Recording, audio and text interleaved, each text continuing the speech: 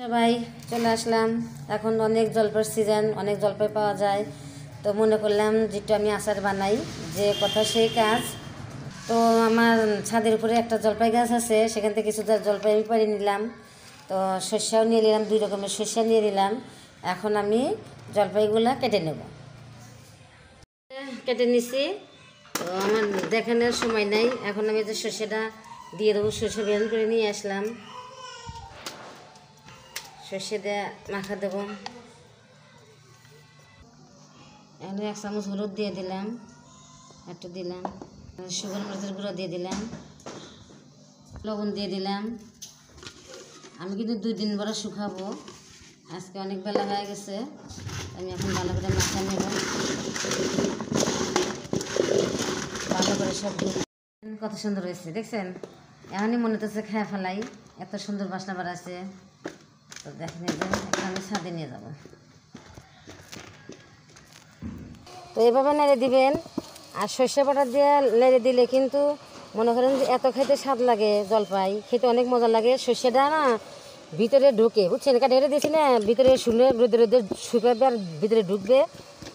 এই তেল আচারটা খেতে অনেক মজা লাগবে, জানেন?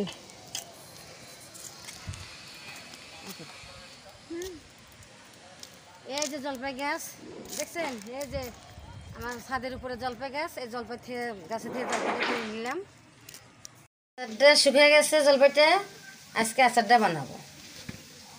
সব ভেজে নেব, সর্ষে, মিষ্টি সস, তারপরে হলো মেথি, তারপরে হচ্ছে ধনিয়া, তারপরে হচ্ছে জিরা, যে কালো জিরা। এখন হালকা হালকা করে আমি ভেজে নেব। সর্ষে ভাজাটা হয়ে গেছে, নামাবো। একে একে আমি সব দিয়ে দেবো। মোহরি দিয়ে দিলাম, মেথি দিয়ে দিলাম, ধনিয়া দিয়ে দিলাম, জিরা দিয়ে দিলাম। ভালো করে ভেজে নেব, হালকা করে ভেজে নেব। একসাথে নিয়ে নিচ্ছি, ভিনিগার দিয়ে দেবো। ভিনিগার দিয়ে আমি বেটে নেব। ভিনিগারটা দিয়ে বেটে দিলে পরে মনে করেন যে আচারটা ভালো থাকে। আমি সবগুলোই দিয়ে দিলাম, এক পর দিই নেই, হালকা এতটুকু ছিল দিয়ে দিলাম। গরম হয়ে গেছে, তেলটা দিয়ে দিলাম, সর্ষের তেল, খাঁটি সর্ষের তেল। তেল দিয়ে দিলাম, দিয়ে দিলাম। আমি কাঁচামরিচ ব্যবহার করবো, দিয়ে দিলাম। শুকনো মরিচ দিয়ে দিলাম, এখন দিয়ে দিলাম।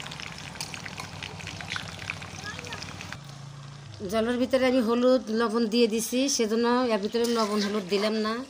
এখন আমি জলপাইগুলো দিয়ে দেবো। দিলাম সর্ষের তেল। আস্তে আস্তে জাল দেবো, আস্তে আস্তে নাড়বো, নাহলে কিন্তু নিচে ধরে যাবে। জাল দিয়ে নিতেছি। দেখেন আচারটা কত সুন্দর কালার হয়েছে। এইভাবে আচার বানা খাবেন।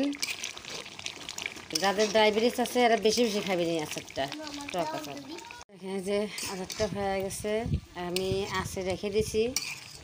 তো দেখেন যে একটা জলপাই কিন্তু ভেঙে যায় নাই, কত সুন্দর হয়েছে। মশলাটা ভালো করে ভাজা হয়েছে, মুড়ি দিয়ে খেতে পারবেন। কিন্তু আচারটা কিন্তু হয়ে গেছে আমার।